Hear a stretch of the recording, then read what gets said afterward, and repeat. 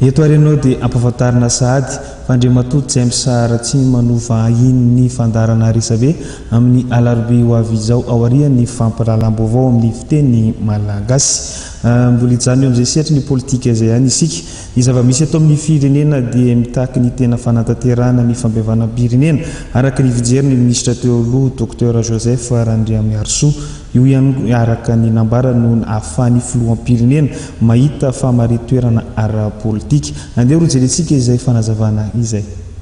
Ny zava-misy eto amin'ny firenena dia mitaky ny tena fanatanterahana amin'ny fampihavanam-pirenena araka ny fijery ministra teo aloha docteur Joseph Randriamiarsoa io ihany araka ny nambara no ahafahan'ny filohampirenena mahita fahamarina toerana ara-politika.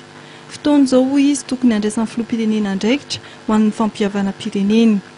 Mila mandray andraikitra ny filohan'ny repoblika hametrahana ny firaisankina ny samy malagasy io.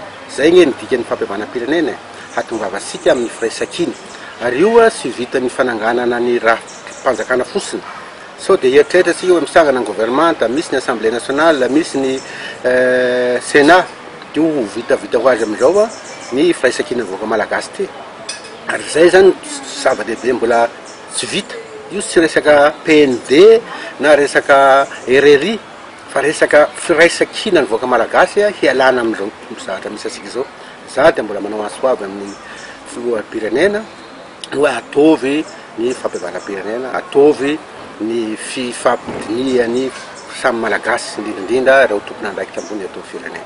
Dingana tokony ampisehoan'ny filoham-pirenena fisokafana sy fahavononana tena iroso amin'ny fampihavanam-pirenena ny fanendrena l'olona 220 hoy ny docteur Joseph Randriamiarsoa. Anisan'ny zava-dehibe tokoa ary digna anankiray izay efa ataon'ny filoham-pirenena io fa fantatro hoe hararotina io resaka fisanganan'ny sénat io hanaovana digna anankiray hafa koa. Izy moa rehefa miteny dia hoe mamboatra lalana aho fampihavanam-pirenena, mamboatra an'izao aho fampihavanam-pirenena, metraka rafi-mpanjakana aho fampihavanam-pirenena, mety ihany koa zany fa tsy ampy.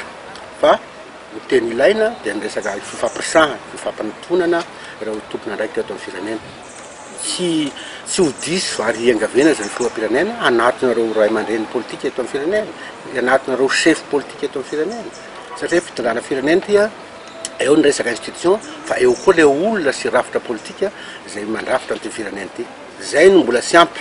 Izy efa nandeha eran'izao tontolo izao nanao ny ezaka mba hahafahan'izao tontolo izao hanaiky ny firenena malagasy. Everiko hoe rariny koa raha manao ezaka eto toerana izy hanaikeny akolafin'ny politika rehetra ny fitondrana izay taritiny. Araka izany manamafy ny tokony hanohizana ny dingana ho an'ny tena fampihavanam-pirenena ny docteur Joseph Randriamiarsoa izay mpiara-dia amin'ny professeur Zavelbert.